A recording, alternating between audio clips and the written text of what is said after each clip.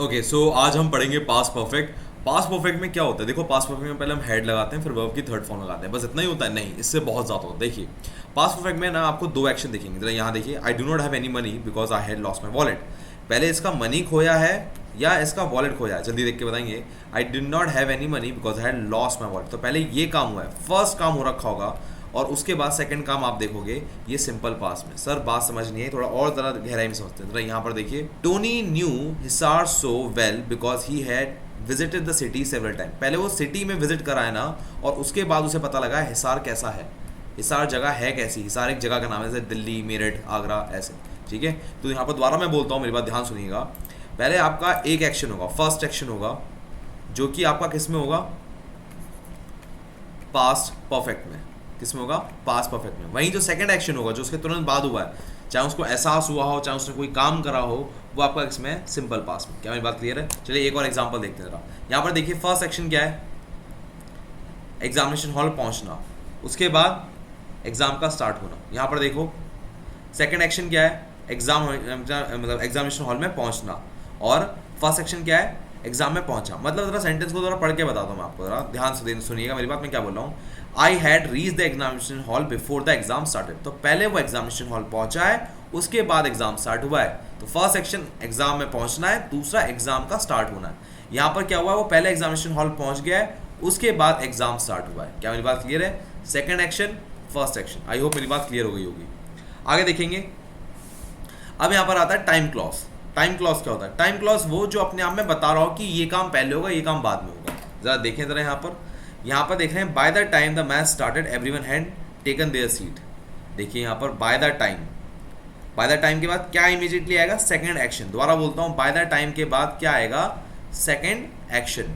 Second action आया simple past, और जो फर्स्ट एक्शन, जो पहले काम हुआ, everyone had taken there seat, उन्होंने अपनी सीट्स ले ली थी पहले से, वो किस में आया, पास्ट परफेक्ट में। आई होप आपको क्लियर हो गया होगा। एक फटाफट समराइजेशन करता हूँ, मैंने क्या बोला है। जो फर्स्ट एक्शन होगा, कोई भी फर्स्ट एक्शन, फॉर एग्जांपल मेरे पेट में पहले दर्द हुआ और फिर मैं हॉस्पिटल गया, तो यहाँ पर क्या हुआ, I first had a pain in my stomach, had pain in my stomach, then I left for hospital. बात समझ में? पहले मेरे पेट में दर्द हुआ, उसके बाद में गया।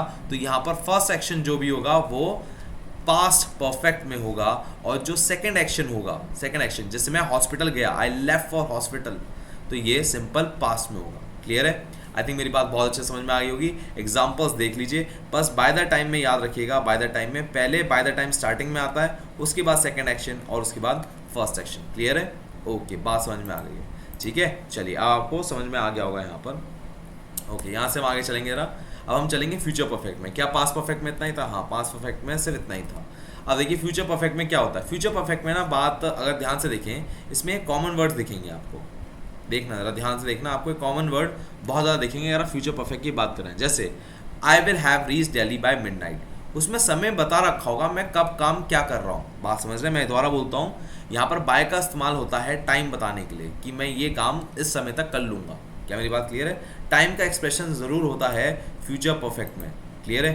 अब आप में से कुछ लोग पूछेंगे, क्या बिना by then, by that time, by midnight, by the end of year, इस बाय के लगने के बिना भी कुछ हो सकता है? ज़रा देखते हैं ज़रा। देखिए यहाँ पर आपके सामने सेंटेंस लिखा है, she will have finish the work by Wednesday. यहाँ पर तो टाइम लग रहा है। यहाँ पर देखिए, you will have started a job, यहाँ पर नहीं लग रहा बाय। सर ऐसा क्यों? मैं बता देता हूँ, मेरी जान मैं समझाता हूँ यहाँ पर क्या हो रहा है। You will have started a job, यहाँ पर आपके सामने सेंटेंस लग रहा है, ये एकदम आपके सामने गलत सेंटेंस है, बिल्कुल गलत सेंटेंस है। क्या लग सकता है? नहीं लग सकता। बाय के बिना सेंटेंस आ ही नहीं सकता, ये आपको समझना है। क्लियर है? अब यहाँ पर हम जरा चलते हैं जरा। यहाँ पर मैंने आपके सामने सेंटेंस सही कर दिया है। You will not have started the work by this weekend, time जरूर बताना है। दोबारा बोलता हूँ, फ्यूचर परफेक्ट के साथ आपको टाइम जरूर बताना है। बाय देन लगाओ, ये देखिए यहाँ पर आपके सामने लिख भी दिया मैंने, by then, by that time, by midnight, by the end of year. अगर ये टाइम नहीं आ रहा है तो फ्यूचर परफेक्ट पॉसिबल ही नहीं है। क्लियर है? ओके, यहाँ तक आपको बात समझ आ गई। नेगेटिव कैसे बनता है, जरा मेरी बात ध्यान से देखिए। फ्यूचर परफेक्ट में क्या होता है, पहले आप विल या शैल लगाएंगे, ध्यान सुनेंगे मेरी बात, विल या शैल लगाएंगे, उसके बाद हैव लगाएंगे, और उसके बाद वर्ब की थर्ड फॉर्म। क्या बोला मैंने? पहले विल शैल, फिर हैव, फिर वर्ब की थर्ड फॉर्म। अगर नेगेटिव बनाना है तो आप विल और हैव के बीच में नॉट लगाएंगे। क्या मेरी बात क्लियर है? या आप कहेंगे शैल या हैव के बीच में नॉट लगाएंगे। क्लियर है? हाँ, सब बात समझ में आ रही है? ओके, बहुत बढ़िया। अब ज़रा हम थोड़ा आगे भी देखेंगे ज़रा। यहाँ पर मान लो इंट्रोगेटिव बनाना हो तो क्या करेंगे, तो इसमें पूरा विल हैव, भाई विल हैव वर्ब है ना, हेल्पिंग वर्ब है, तो ये पूरा आगे शिफ्ट नहीं होगा, खाली विल आगे जाएगा, हैव वहीं रहेगा। क्या मेरी बात समझ में आ रही है? और अगर नॉट लगाना हो तो कहाँ लगाएंगे, नॉट यहाँ पर लगाएंगे। क्लियर है?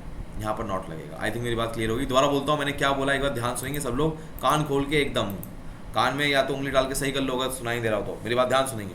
मैंने क्या कहा, जब इंट्रोगेटिव बनाएंगे तो खाली विल या शैल को सेंटेंस के आगे ले आएंगे, बाकी ये पूरा का पूरा यहीं पर आएगा। क्लियर है? हाँ सर, समझ में आ गई बात। ओके, अब आगे देखते हैं जरा हम लोग। No future time clause should be use in the future perfect. ये क्या होता है सर? जो वर्ड टाइम बताते हैं, when, while, before, after, by the time, as soon as, इनके साथ कभी भी फ्यूचर परफेक्ट नहीं लगेगा। सर समझ नहीं आई बात? मैं समझाता हूँ। पहले मैं आपको गलत सेंटेंस दिखाता हूँ, मेरी बात ध्यान सुनिएगा। Bye the time I will finish this course I will have perfected my English, ये गलत है। पढ़ने में एकदम अच्छा लग रहा होगा, दोबारा मैं आपके सामने दिखाता हूँ, मेरी बात ध्यान से देखिए जरा। मैंने कहा है कि ये सेंटेंस गलत है। आपको पढ़ने में अच्छा लग रहा होगा, मैं गारंटी दे रहा हूँ, पढ़ने में आपको लग रहा हो वाह मजा आ गया, बट ये आपको एग्जैक्टली ठीक लगेगा। क्लियर है? So by the time I will finish the course I will have perfected my English. ठीक है, चलो अब जरा यहाँ पर देखते हैं, यहाँ पर गलत क्या है। गलत ये है कि यहाँ पर कहते हैं टाइम क्लॉज आ रहा है। टाइम क्लॉज क्या होता है? ये रहा। अब इस टाइम क्लॉज जैसे ही आएगा आपको यहाँ पर सिंपल प्रेजेंट लगाना है, ठीक है, और यहाँ पर प्रेजेंट परफेक्ट लगाना है। ये मुझे कैसे पता लगेगा? पहले मुझे बताओ कौन सा काम पहले हो रहा है। पहला कौन सा रहा है? पहले हो रहा है ये वाला काम, ये फर्स्ट काम हो रहा है यहाँ पर, उसके बाद ये हो रहा है। तो फर्स्ट काम में आपको लगाना है सिंपल प्रेजेंट, और सेकंड काम में आपको लगाना है प्रेजेंट परफेक्ट। क्लियर है? जब भी टाइम क्लॉज आएगा, यहाँ पर उल्टा है, ध्यान से देखिएगा, यहाँ पर उल्टा है। मैंने आपको यहाँ पर इसलिए स्ट्रेस किया था। बाय द टाइम यहाँ पर सेकंड एक्शन के साथ आता है, और यहाँ पर फर्स्ट एक्शन के साथ पास्ट परफेक्ट आता है। वहीं सेकंड एक्शन के साथ अगर फ्यूचर परफेक्ट की बात करें, तो पहले आपका क्या आता है सेकंड एक्शन के साथ? सेकंड एक्शन में आता है प्रेजेंट परफेक्ट, और फर्स्ट एक्शन के साथ क्या आता है आपका? Simple present. क्लियर है? हाँ सर, समझ में आ गई मेरे को बात। अब यहाँ पर आगे चले जरा, नेगेटिव सेंटेंस देखेंगे जरा। अच्छा, नेगेटिव सेंटेंस भी हो गया यहाँ पर, ये भी हो गया। अब हम आएंगे परफेक्ट कंटिन्यूअस टेंस पे। देखिए परफेक्ट कंटिन्यूअस टेंस बहुत ही सरल है। इसमें आपको सिंपल इतनी बात समझनी है, यहाँ पर बीन आ जाता है। मतलब अगर हम प्रेजेंट की बात करें तो ये आ जाएगा has, have, been plus verb plus ING. Clear है?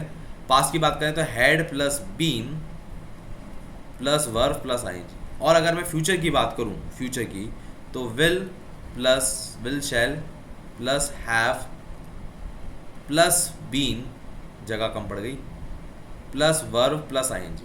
क्या मेरी बात समझ में आ रही है? हाँ सर, बिल्कुल समझ में आ रही है, एकदम क्रिस्टल क्लियर समझ में आ रही है। बट इसमें एक खास बात है। क्या खास बात है? यहाँ पर सिंस और फॉर का इस्तेमाल भी होता है। यहाँ क्या होता है? सिंस और फॉर का इस्तेमाल भी होता है। कैसे? ज़रा देखते हैं ज़रा। They have been waiting for the bus for the last hour. मेरी बात ध्यान से लेंगे। They have been waiting for the bus for the last hour. यहाँ पर आप फॉर देख पा रहे हो? यहाँ पर देखो, they have waiting for the working at the company for 3 years। Sir ठीक है, मतलब कहना क्या चाह रहे हो सर? अब मैं आपको और दिखाता हूँ। यहाँ पर देखो सिंस आ रहा है, यहाँ फॉर आ रहा है, यहाँ फॉर आ रहा है। ये बात सच है कि अगर आपका परफेक्ट कंटिन्यूअस है, ये बात सच है कि अगर परफेक्ट कंटिन्यूअस है, सिंस और फॉर आएगा सेंटेंस में, फॉर श्योर आएगा, 100% आएगा। ठीक है, बट कब आएगा ये नहीं पता होगा। अब आप में से कुछ लोग होंगे सिंस सर तब आता है जब डेफिनेट टाइम होता है। सिंस तब आता है डेफिनेट टाइम, जैसे सिंस 1996, सिंस 1992, ऐसे। यहाँ तो सिंस जून लिख रहा है, कौन सा जून है ये? कौन सा जून है ये? 2002 का जून है, 2003 का जून है, कौन सा जून है ये? डेफिनेट तो नहीं है। अब जरा यहाँ पर लिखो, यहाँ पर देखो, यहाँ पर दिख रहा है for the last 3 days। Last 3 days मतलब आज के दिन से पिछले के 3 दिन, ठीक है ना? या जब कोर्स खत्म हुआ, यहाँ पर शायद किसी चीज़ का है, हाँ मतलब क्लिनिक का टाइम है, फॉर एग्जांपल कोर्स खत्म हुआ उसके आखिरी 3 दिन, तो वो तो स्पेसिफिक हो गए ना भाई। समझो, मैं कहूँ जुलाई के आखिरी 3 दिन मैंने बहुत मेहनत की, तो जुलाई के आखिरी 3 दिन क्या होंगे? 31, 30, 29। डेफिनेट है ना ये तो? सर ये तो गड़बड़ हो गया कंसेप्ट। मतलब बचपन से आज तक हम जो पढ़ रहे थे, क्या वो गलत था कि सिंस के साथ हम डेफिनेट टाइम डालते हैं और फॉर के साथ हम इनडेफिनेट डालते हैं? ये कंसेप्ट आधा अधूरा सही है। पूरा कंसेप्ट क्या है मैं बताता हूँ आपको। फॉर के साथ जो भी चीज़ आएगी ना, उसमें कुछ न्यूमेरिकल होगा, जैसे I am waiting for you for 3 minutes या फॉर 30 मिनट्स, फॉर 50 मिनट्स, ठीक है, hours, days, I am waiting for you for 3 days, 4 days, 5 days, I am waiting for you for 5 weeks, 5 months, 5 years, 5 decades, centuries, ठीक है ना। या अगर आप किसी चीज़ में टाइम बताना चाहते हैं, आई am waiting for a long period of time, I am waiting for almost for a moment, for a while, for 3 hours, for 4 hours, for weeks, for 7 weeks, clear है, फॉर लास्ट 3 डेज। तो आपको यहाँ पर 3 बातें समझ में आई होंगी, मेरी बात ध्यान से सुनेंगे, मेरी बात बहुत ध्यान से सुनेंगे बच्चे। यहाँ पर कोई भी न्यूमेरिकल वैल्यू चल जाएगी, 3 ईयर्स, 4 ईयर्स, 5 ईयर्स, लास्ट चल जाएगा और लॉन्ग चल जाएगा।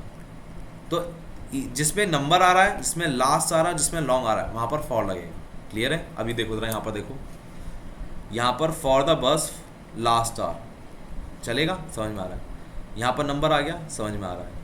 फॉर 30 मिनट्स समझ में आ रहा है, फॉर 2 आवर्स समझ में आ रहा है, फॉर 3 डेज समझ में आ रहा है। अब मेरी बात ज़रा ध्यान से देखेंगे, सेंस कहाँ यूज़ होता है। सेंस होता है जब आप नामकरण करते हैं, नंबर के साथ यूज़ नहीं होता। मतलब Monday, for since Monday I am waiting for you, मैं आपका मंडे से इंतजार कर रहा हूँ, मैं आपका जून मंथ से इंतज़ार कर रहा हूँ, मैं आपका 1996 से इंतज़ार कर रहा हूँ। बस यहाँ पर ही एक नंबर आता है जब आपका डेफिनेट ईयर दिया होगा कि ईयर कौन सा है। मैं आपका 8 PM से इंतज़ार कर रहा हूँ, या यस्टरडे के साथ भी since yesterday I am waiting for you. ये एक चीज़ होगी आपको नहीं पता होगा, आपको लगता हो यस्टरडे में कब, 3 बजे, 4 बजे, 5 बजे, 6 बजे, बट यस्टरडे के साथ सिंस आता है। सीज़न का नाम summer season, since summer, since winter, clear है। तो आपके लिए सबसे आसान क्या है कि आप इस चीज़ को याद कर लें, फॉर को। जहाँ फॉर नहीं लगेगा वहाँ सिंस लग जाएगा, क्लियर है। बस याद रखें, सिंस में जो नंबर लगता है वो सिर्फ यहाँ पर लगता है, यहाँ पर ईयर वाले केस में 1996 या 8 PM ऐसे वाले, क्लियर है। बाकी कहीं नंबर नहीं लगता। एक चीज़ और, सिंस लगता है स्टेज ऑफ लाइफ के साथ या पार्ट ऑफ द डे के साथ। जैसे स्टेज ऑफ लाइफ क्या होती है, since childhood, since adulthood, since old age, since teen age. तो teen age, old age, 20s, since 20s, ठीक है ना, सिंस 20s, तो यहाँ पर लग जाएगा। आई होप मेरी बात क्लियर हो गई होगी, ठीक है ना। अब ज़रा देखिए यहाँ पर सिंस 5 o'clock एग्जैक्ट टाइम है ना यहाँ पर, आई थिंक आपको क्लियर हो गया होगा। यहाँ पर देखिए सिंस जून लिखा है यहाँ पर, समझ में आ रही है बात? हाँ सर आ रही है, सब समझ में आ रही है। दैट्स इट फॉर ऑल, मतलब आपका सब कुछ क्लियर हो गया है। सर क्या फ्यूचर वाले क्लॉज में, फ्यूचर परफेक्ट कंटिन्यूस में सिंस और फॉर का इस्तेमाल होगा, ये बात जाननी ज़रूर है? नहीं, बिल्कुल भी नहीं, कभी नहीं आएगा। सिंस फॉर का इस्तेमाल कभी यूज़ नहीं होता, सिंस फॉर का इस्तेमाल कभी यूज़ नहीं होता फ्यूचर कंटिन्यूस में। कहाँ होता है सिंस फॉर का इस्तेमाल? प्रेजेंट परफेक्ट कंटिन्यूस में एंड पास्ट परफेक्ट कंटिन्यूस में। Past, present, present perfect continuous, past perfect continuous. क्या मेरी बात समझ में आ रही है? हाँ सब बिल्कुल समझ में आ रही है, एकदम गहराई से समझ में आ रही है मुझे, ऐसा मुझे किसी ने समझाया नहीं, क्लियर है। तो इसमें आप यहाँ से हटा सकते हैं, यहाँ पर क्लियर है, फॉर सिंस आप यहाँ से हटा सकते हैं, यहाँ पर गलत लिखा है, क्लियर है, बात समझ आ गई। ये हो गया आपका टेंसेस कंप्लीटेड। अब हम चलेंगे प्रीपोजिशन की तरफ और उसके बाद हमारे थोड़े बहुत चैप्टर्स बताएं, उसके बाद हम आगे बढ़ जाएंगे, ठीक है। चलिए मिलते हैं आपसे अगली वीडियो में।